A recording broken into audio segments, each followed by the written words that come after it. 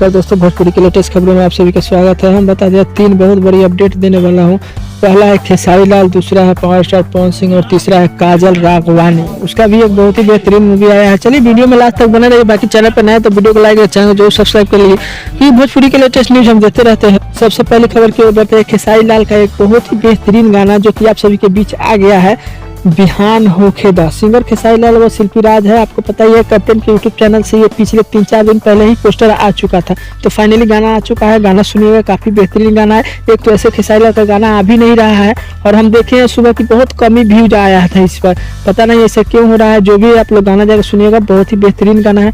और दूसरी जो है पावर स्टार पवन सिंह की तरफ से एक बहुत ही बेहतरीन आप सभी के बीच धमाका होने वाला है। एक धमाका तो पहले हो चुका है और एक और धमाका होने वाला है आप सभी के बीच। हम बता दें उस गाने का नाम है सुन मेरी लॉलीपॉप और ये एसी फिल्म के सुबह 6:15 पर 1 दिसंबर को रिलीज हो जाएगा। इसके सिंगर है पावर स्टार पवन सिंह व अंतरा सिंह प्रियंका। आपको पता ही है कि काफी बेहतरीन सॉन्ग होने वाला है। ये भी एक धमाका ही होने वाला है यूट्यूब पे लगन के दिन में, क्योंकि ये भी एक बेहतरीन सॉन्ग है।